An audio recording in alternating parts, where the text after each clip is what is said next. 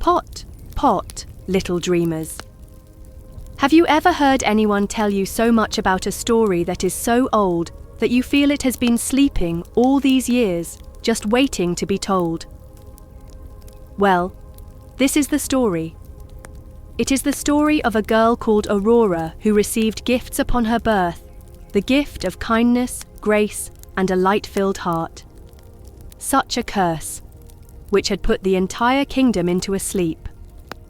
Don't fret though, this is not simply a story of waiting. It is the tale of hope and courage, and the love that does not require any magic spells to bring the world to life. Who just dares to care? Now just sit down, cuddle right up, and we will open our eyes to the land of the Sleeping Beauty.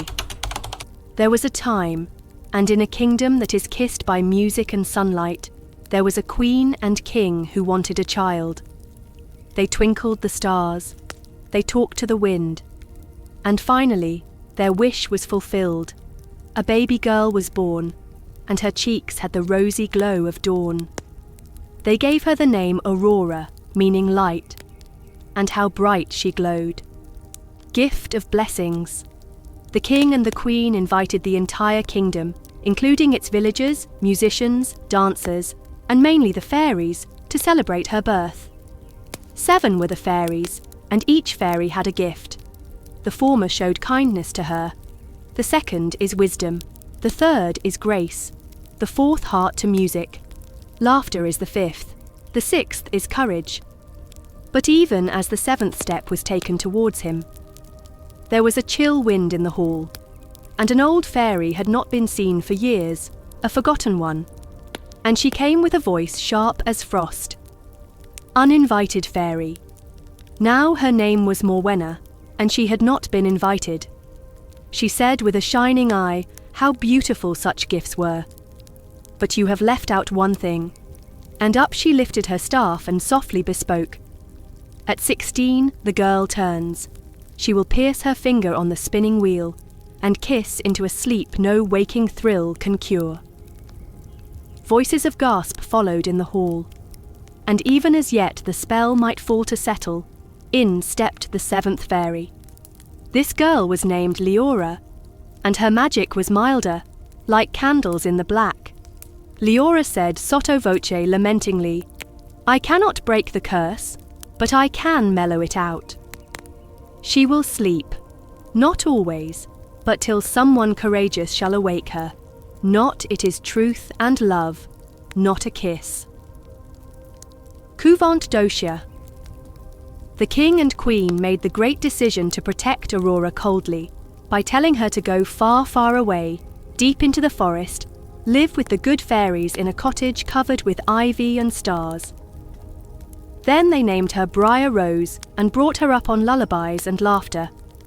Aurora developed as a tough and gentle, inquisitive individual. She sang to the birds. She could tell the names of all the trees. But that she was not. She knew that she was not, the forest said. One day she inquired of the fairies why she was not similar to them. All the fairies smiled and said, "Not as yet has your story ended." The prick of fate. It was the morning of her 16th birthday, and the forest was making a lot. Fairies were baking honey cakes and covered the glade with music. Yet something caused the heart of Aurora to be drawn. She went far afield, farther than ever she had gone before, and she found a tower shot with the vines. There, in a dusty, forgotten corner, was a spinning wheel. She came nearer, and his handicap extended, only a single prick, one breath, and the earth was silent. The long sleep. The fairies cried. They placed her carefully in a moss and wildflowers bed. Next, they put a curse over the whole kingdom, as was enchanted by Leora. Everyone was asleep, not one through sorrow, but through waiting. The castle halted. Then the garden hushed.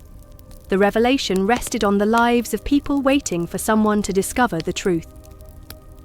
The heart and its way years passed, and there far off, in a village, lived a young apprentice called Finn, and he heard about a place called the Sleeping Kingdom, spoken of as being a far-off place where there were whispers of a few secrets. He could not tell why, but each time he heard the story, his chest would feel as though something was drawing it. And so one day he took a satchel, a lantern, a notebook, and a flute, and started to discover where the earth had lost the road. The forest made an attempt to prevent him. Thorns scratched, fog swirled, Finn never stopped, and at length he mounted to the tower. The truth is greater than magic. In the interior, there was a staid air. Aurora was peacefully lying there, the dust of the years settled on her lashes.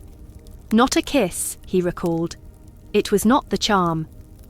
And so he knelt by her and said in a low voice, "I think, you do not know me, and I have been seeking you since all my life." And he took his notebook and read a poem that he had written on the road, a poem of longing and waiting too, and of the silent spell of doping. And as he came to the finishing up of a last line, he began to think about himself. The eyes of Aurora were opened. Waking up the kingdom outdoors, the forest heaved a sigh. The vines became loose. They fell like rain, the thorns. Each in turn the castle roused. The baker stared at his bread.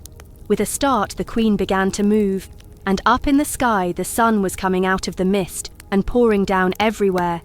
Aurora was standing, feeble in the knees, but smiling. "What is your name?" she said to Finn. "I believe that I am the one who had to believe in something real." She put her hand in his. And the world, that had been silent, started afresh. The new starting, and Aurora went back to her household, and her parents wept and laughed and hugged her more strongly than they ever had done before. But she had no desire to govern out of a tower. She desired to walk with people. And thus, with Finn beside her, she opened the castle gates and set a new custom. The dumping ground of everything forgotten, cake of curiosity, and then a school where everybody learnt that the only true magic was in the faith, and the decision, and the dare. And somewhere back in the forest, there rusted, after all these long years, the spinning wheel, at last asleep. It was just like the curse. And thus, the spell was ruined, not by a kiss or a crown, but by courtesy and honesty, and a courageous heart to hear. Aurora was not only a sleeping princess, she was a girl who awoke to herself and aided others to awaken. But then again, it is not in fairy dust and fancy spells that spell out magic. It is in the aspects of how we view one another, the way that we wait on each other, and how we decide to start all over again, however long we have been dreaming. The end.